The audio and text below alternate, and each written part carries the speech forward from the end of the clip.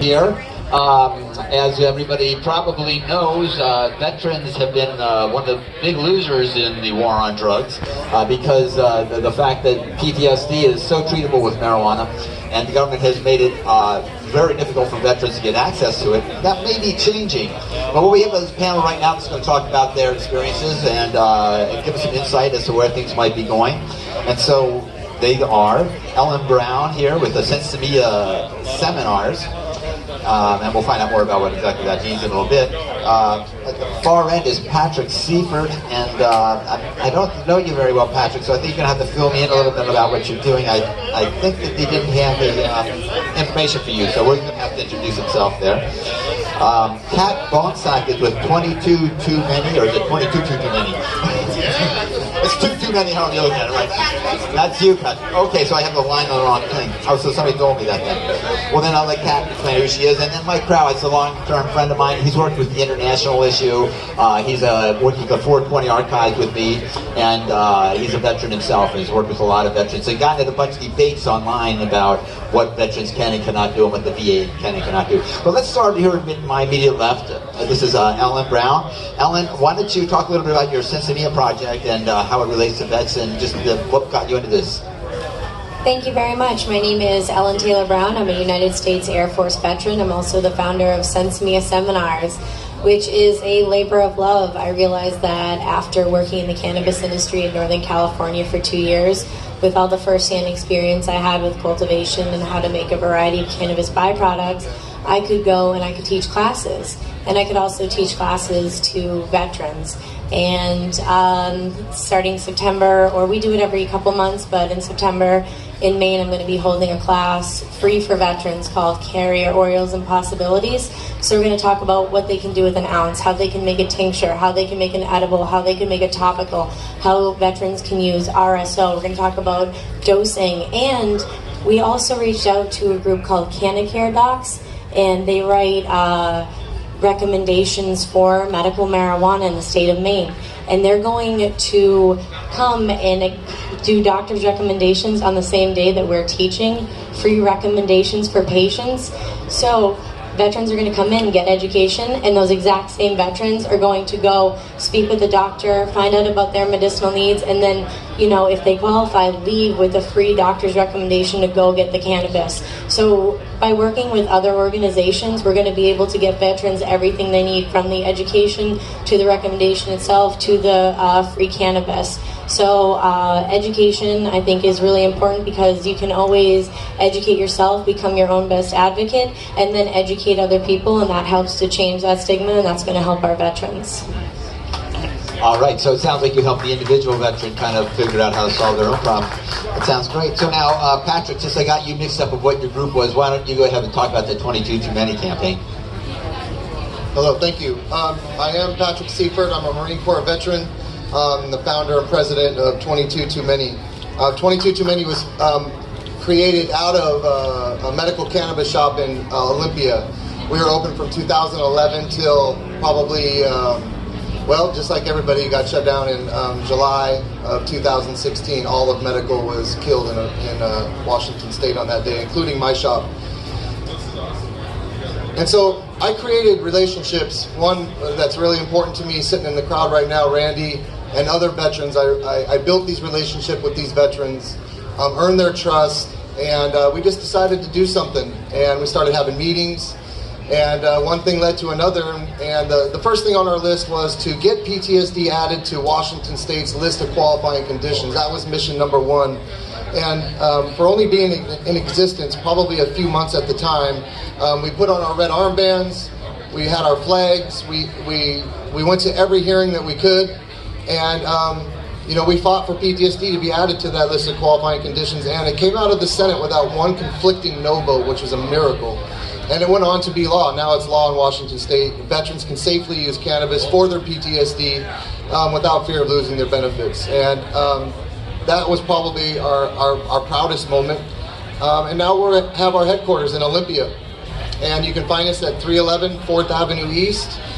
And you know, when we have the volunteers, we just have our doors open to any veterans. You know, if they find their way to our front doorstep, they're going to get help. Within 48 hours, we can have them in a bed. Almost immediately, we can go get them fed. If they choose to use cannabis, we can take care of that for them. We can get them free meds. We have just incredible resources in Thurston County in the Lacey Hub, Sidewalk, A Hero's Promise out of Roy and some other organizations. You know, we're just a 501c3, all-volunteer organization, grassroots, just doing what we can in our little place in the world for veterans. We're losing 22 a day, you guys. Listen, on my way up here, just because I was curious, I looked up the definition of genocide. And it says, the deliberate killing of a large group of people, especially those of a particular ethnic group or nation. We've lost more veterans to suicide than all of Vietnam. When do we call it a genocide? When does that discussion start being had with a rate of 22 a day? That's over 8,000 a year, you guys, to suicide, and it's preventable.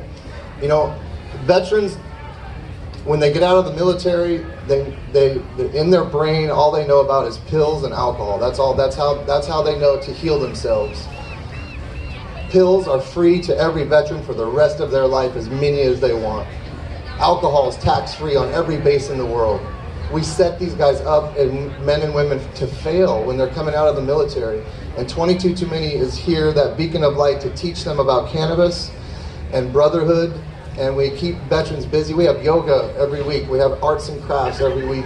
We're doing special things down there. If you ever want to come down and see what we're doing, and maybe volunteer a little bit in our shop, we would love to have you. 22 Too Many is very special to my heart, and we're saving veteran lives, and we're really proud of that. Thanks for having us. Well, that's critical. I'm going to skip over here for a second.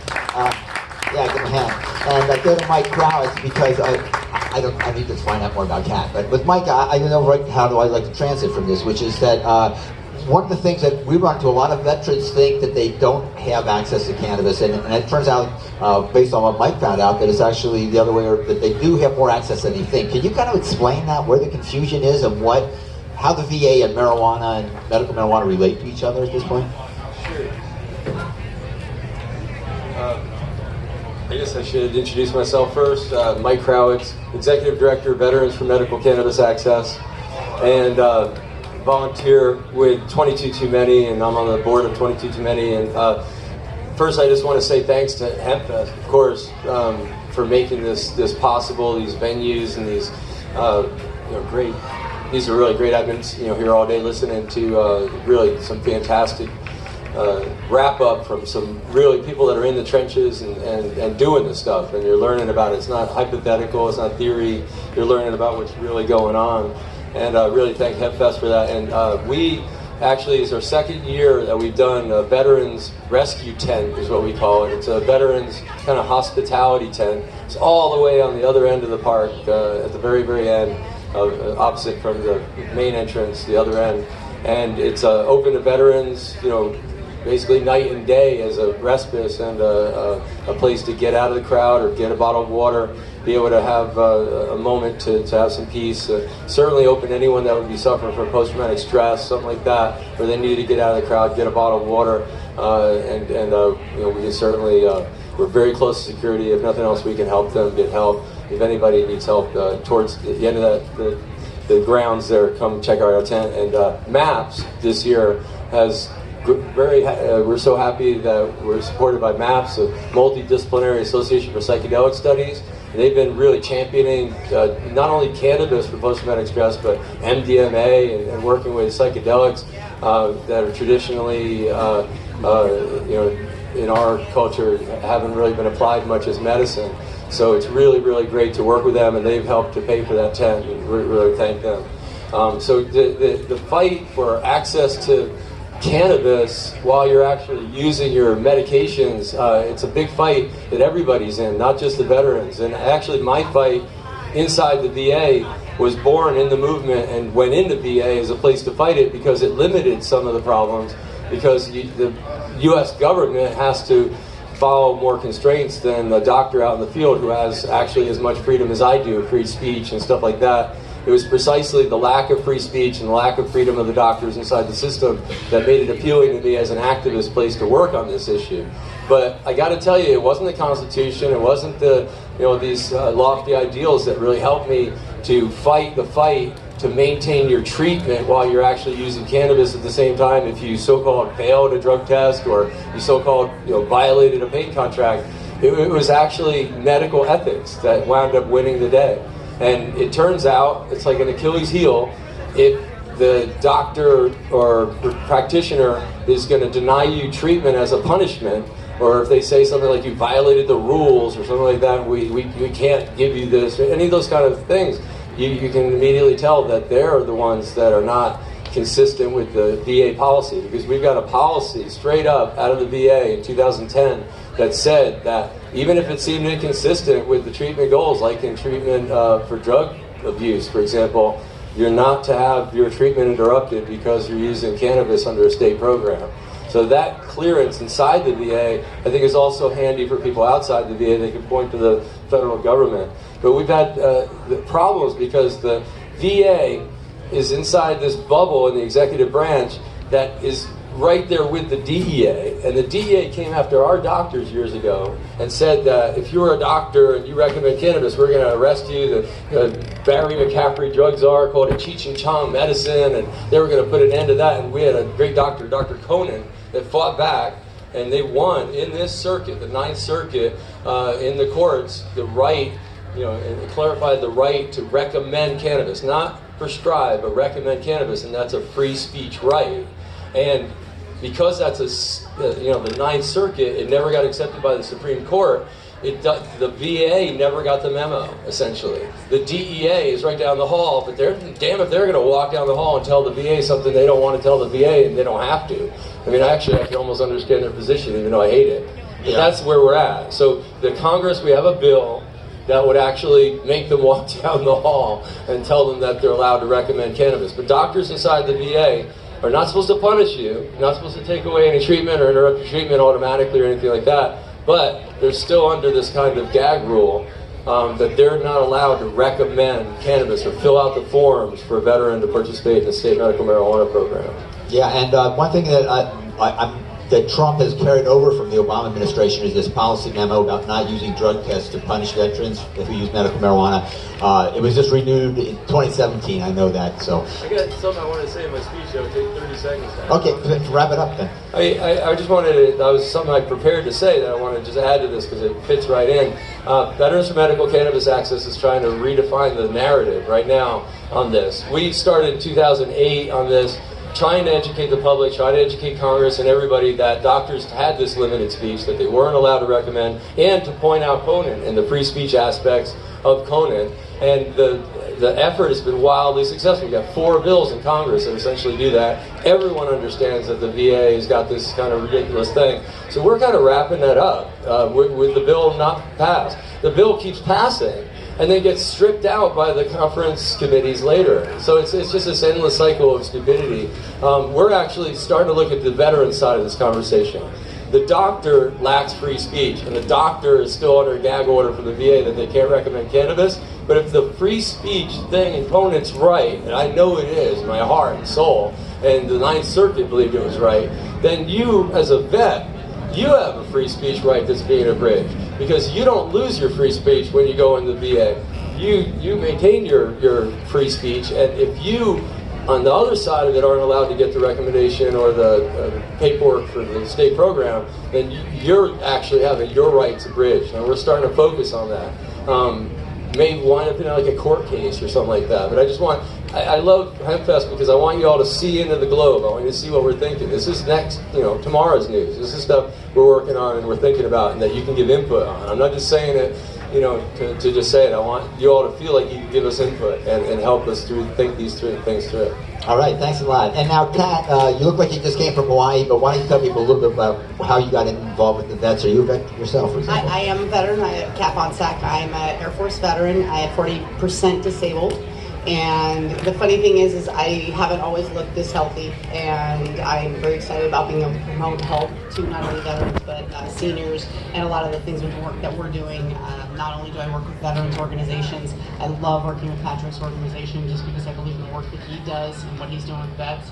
And I have an education company called Mary Jane Parties that is cannabis and hemp education, which it's so funny because like what she's basically doing on the East Coast, I'm doing on the West Coast. And I have a cannabis and hemp education company. I'm a best-selling author.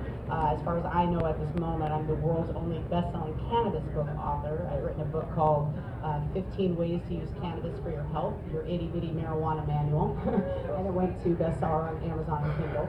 And you can check it out. It's a really great manual, reference manual. It's a really great way to ease people into what cannabis can help. You know, the type of ailments that we're using it for. If people have diabetes and they really want to manage their diabetes, you should look into cannabis. I know it sounds crazy, but it's true. It can actually help to manage your blood sugar. It's something a lot of people don't know. So these are basic things that people can look up. And I found cannabis. I wasn't raised with cannabis. So I found cannabis because of my disability through the Air Force. I had a stress-related disability.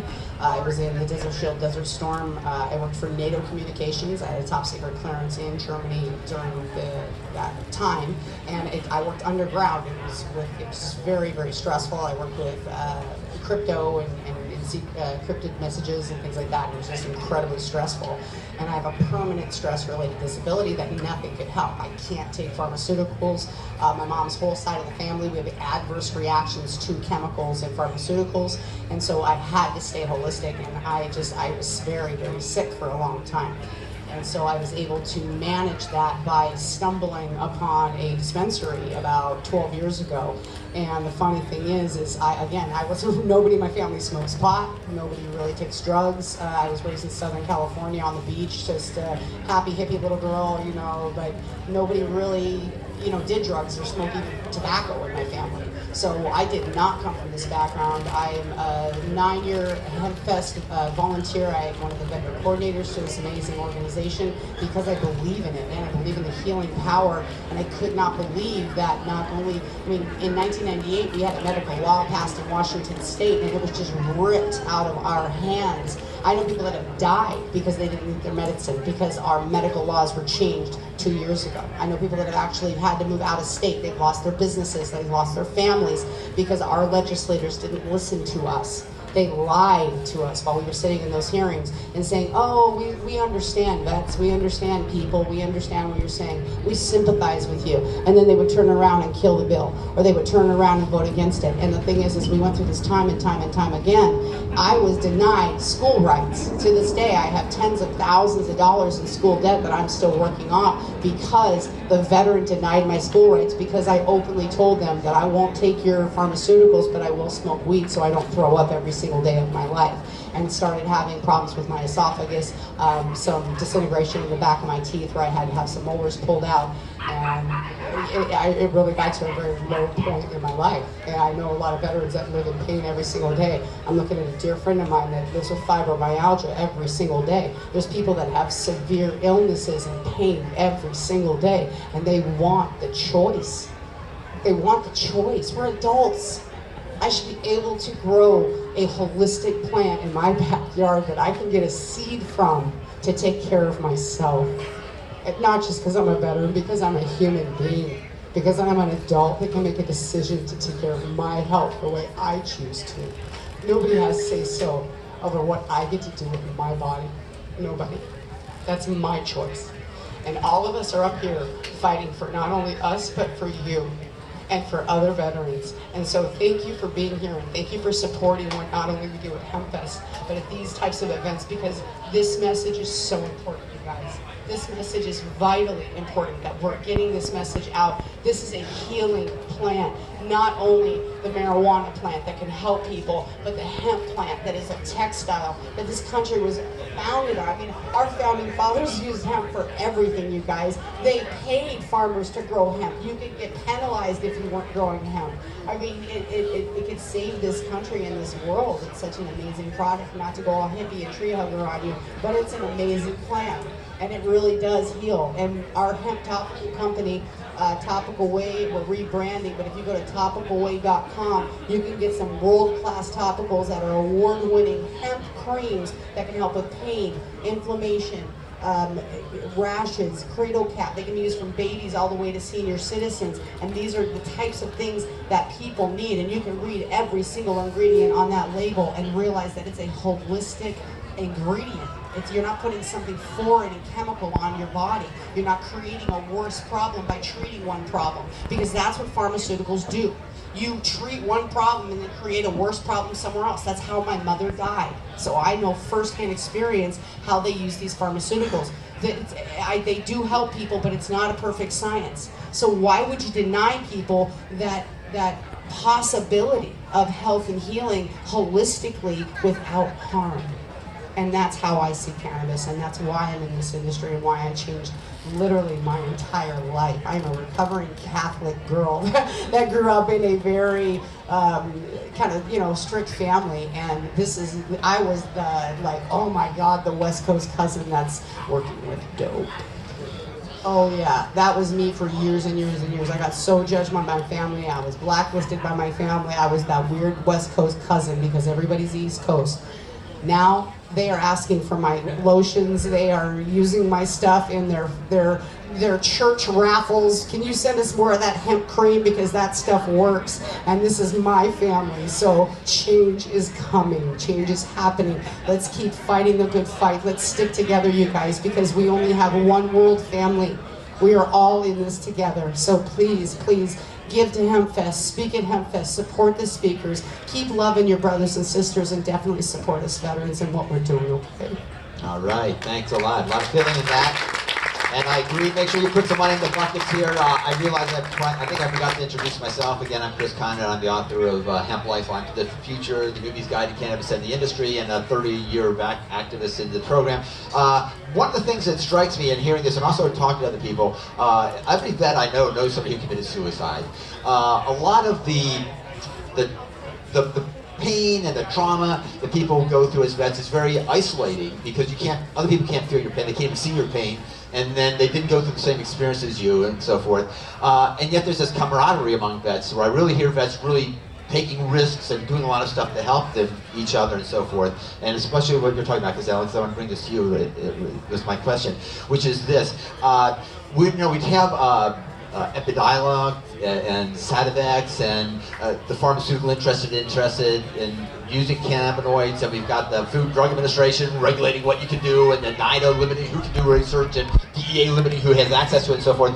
Now, it seems to me like a lot of the benefit of cannabis isn't just from whatever a molecule, but it's from the relationships, and the relationship to the plant, the relationship to making yourself better, the relationship to helping other veterans.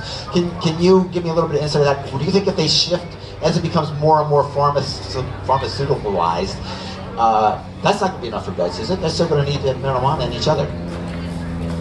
That's a great point to bring up, because cannabis, growing your own cannabis, there's something holistic about it. It's something that you can do. It's something where you can kind of lose yourself in this activity. So it can help veterans who might need to practice some mindfulness, might need to practice some grounding.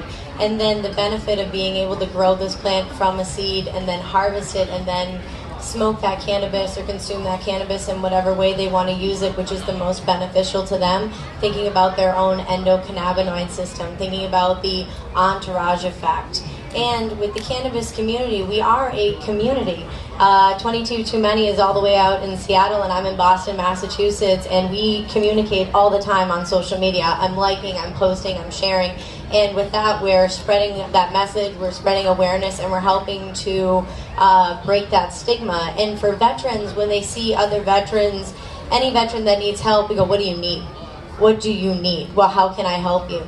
And there are a lot of companies out there that are also, how do we help our veterans? A great example would be Jinx Proof Genetics. If you go and you say, hey, I'm a veteran, they'll give you a free pack of seeds that they've actually bred to be high in CBD to help veterans. So there are growers, there are breeders, there are strain-specific medicines that are, geared toward veterans with PTSD, and then the cannabis community, the aspect of it, like what Patick is doing here in Seattle, where they're holding mixers and meetings that helping veterans get out of their homes is huge, especially because sometimes when they come home from their service, they can feel, like you were saying, isolated, and that helps them, find their sense of community again, and then that can help them reestablish, well, where do I want to be in this community?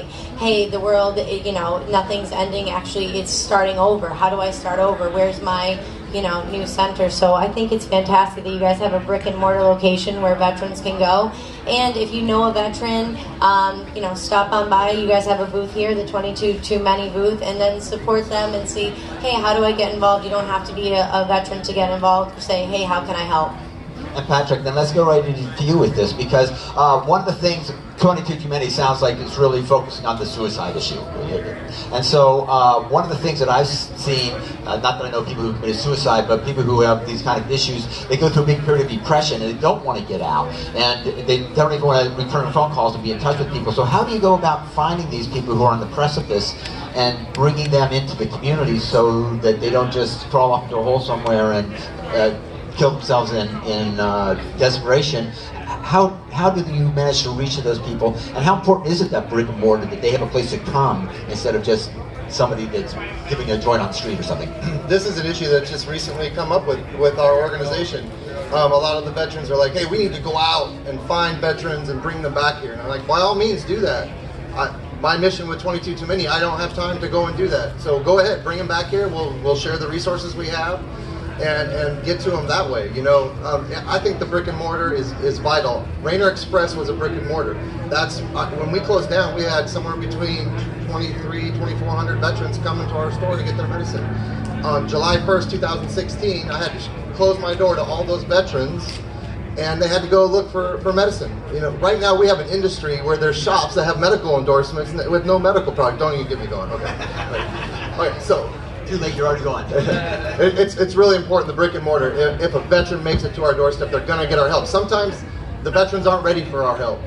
They come in, they see what we have to offer, which is a lot, by the way, and they're just not ready. And so they go up on our whiteboard and we put below their name prayers, and we just pray for them. And we hope that whatever journey they're on, that, hey, they know we're here. They know that they can get a meal, they know that we can find a place for them to stay, but they have to want that help. And a lot of veterans aren't there yet, and now we have a tool. We have a toolbox. I suffer from depression, I have PTSD, and now in that toolbox we have cannabis, and that's what we're trying to explain to veterans, that take this tool out and use it.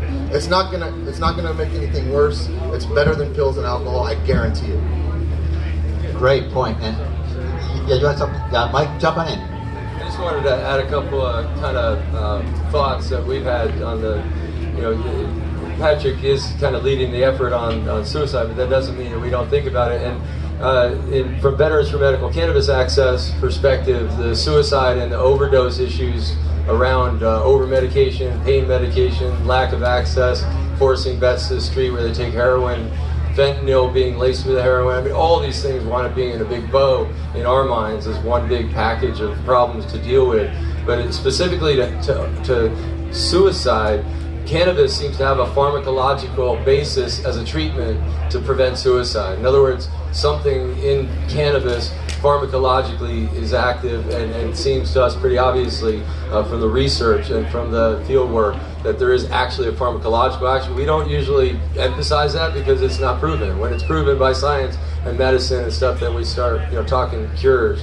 But just want you to know that we see the evidence. And that there's also, maybe more importantly, a couple of the medications, especially that they're giving the vets in these big bags of pills, have suicide as a warning label.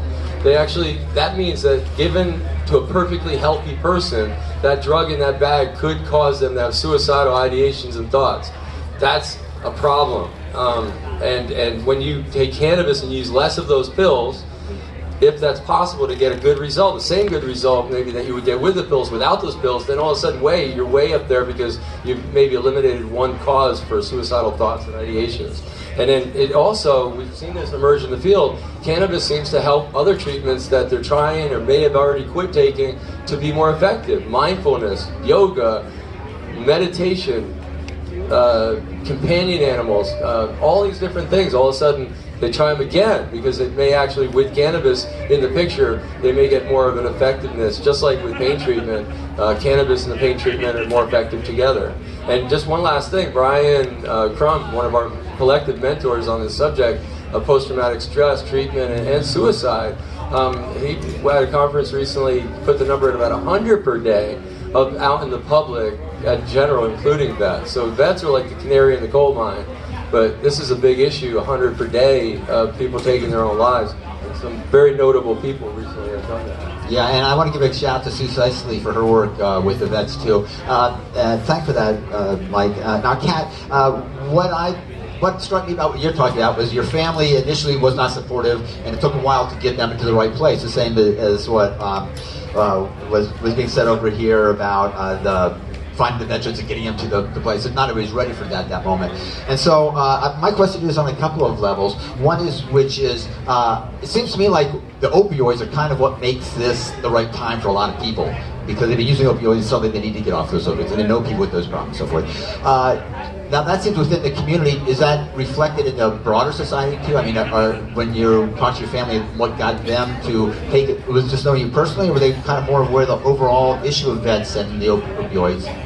Actually, it's very important. Is that personal, one-to-one? It's actually very personal, because my stepmom has been an opioid addict for decades, and so I've seen firsthand what opioids do to people, the addictions it creates, and literally the loss of life that occurs, and I mean lust of life. Like literally, people that are on opioids, this is my personal experience, but they would rather sit home and be high on their opioid and live their life that way, rather than be scared and experience a little bit of pain and actually celebrate their life. Again, I'm going to refer to my friend Seth Gunnigan, who is a lifetime fibromyalgia. He has fibromyalgia. He's in pain every single day of his life. And he could be taking medicine, he could be staying home, and he could be dying. But instead, he's using cannabis, and he's walking across this country to spread the message that people can live and survive with a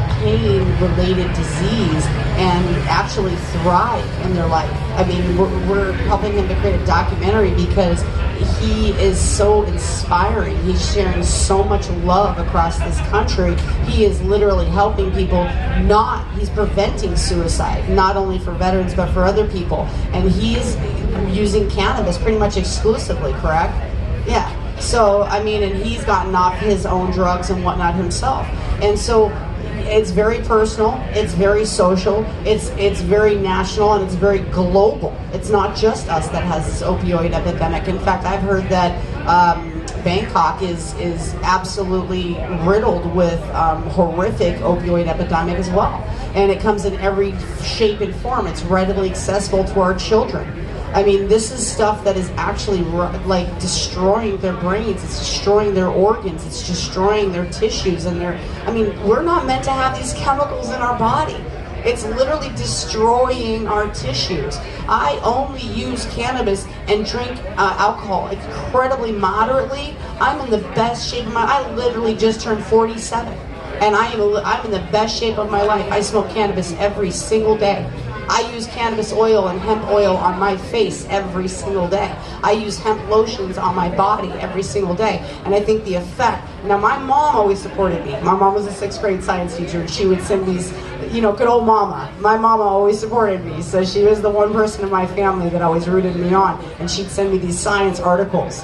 And very much against cannabis. I mean, like, he lost soldiers. He was a platoon leader. He saw, not his own unit, but he saw soldiers that got stoned and walked off into the jungle never to be seen again. And so he had a horrible relationship with cannabis and was absolutely adamantly against me using cannabis. But over the last decade, and I apologize because I just lost him 2 months ago, but over the last decade, he watched my life. He watched the education, he watched the book, he watched everything that we were doing with veterans and helping them survive, helping them get off of opioids, helping them to have a better life, helping them to actually have a quality of life. My God, I would rather have 6 months of quality than 10 months of crap, or 10 years of crap. I mean, 40 years, I've watched my stepmom with 40 years of not living I would rather have 1 year of an amazing life than 40 years of nothing. That's me. But this is what this amazing holistic plant can do over drugs. This is what this amazing holistic plant can do. It can free people up, and it gives people an option. I'm not trying to force it down anybody's throat, but I've seen the difference in people, not only personally, not only locally in my own community, but globally. But the good news about my dad is when he moved here 3 years ago after my mom died, he started using cannabis and got off his own opioids. And when right before he died, he was a proud cannabis user, very proud of his daughter. Wow, that's heavy. So we only have like less than a minute each. Why don't you go ahead and let people know, work your way down this way, about how to reach you and any closing thoughts. 22 can be found online, 222many.olympia.org, and I want to give a shout out to our supporters in the industry. Without their support, we would not exist or have our brick and mortar. Have a Heart retail shops, Ike's retail shops, Green Lady, Lucid, Highway 420, Spark It. These are all 22 Too Many veteran support depots that support us in the biggest way. So please support their shops. They are real supporters of veterans with actions and not just words. I'm Bohnsack. You can find me on social media or MaryJaneParties.com. It's Mary, Jayne parties.com to book a party, or a Topical Way, TOPICAL, topicalway.com for some hemp topicals. We can ship worldwide because we're hemp. Oh gosh, thanks everybody.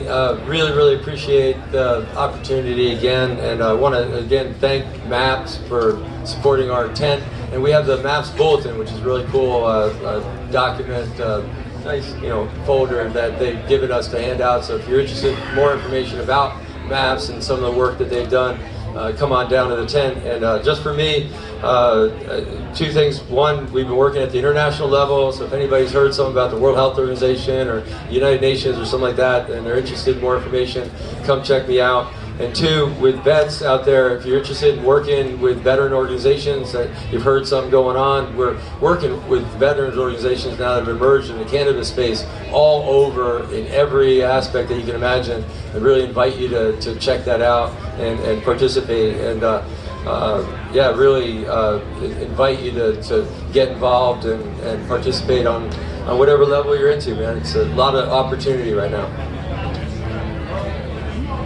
My name is Ellen Brown. You can find me at Sensomia Seminars on Facebook, Instagram, all over social media. And I think the parting thoughts I'd like to leave you guys with is that you can help a veteran. You don't have to be a veteran to help a veteran to get involved. So please remember that as you go forward. If you're holding an event, maybe you could give away, free entry for veterans, or if you have a product, maybe give a discount, or reach out to 22 and be like, hey, how can we help? How can we work together? And then find a way to make yourselves work together. Thank you guys so much for your time. Thank you so much for supporting. And if you ever have any educational questions, I'm always here to help. All right, what a terrific panel. We have a Topical Way booth up by High Tunes, up by the Veterans 22 So we do have a Topical Way booth. If you guys want to support veteran topicals, my business partner is also a Vietnam veteran topical owner as well. And since you just referenced it, and we never mentioned it, we have a 22 Many hemp booth. That's the second one, right? The second one in that direction? Yeah. I'll take your word for that. So anyway, so it looks like they can use the cannabis to help with control symptoms, to give them, open them up to other experiences of other kind of treatments, to improve the quality of life, to give them mental clarity and focus, and they meaning everybody, but veterans especially, in fulfillment. But also it seems like it leads to veterans helping other veterans, if I'm not mistaken. So thanks to this panel. We have to have a big hand. We're going to have one more speaker for you, but we want to take a picture with the group up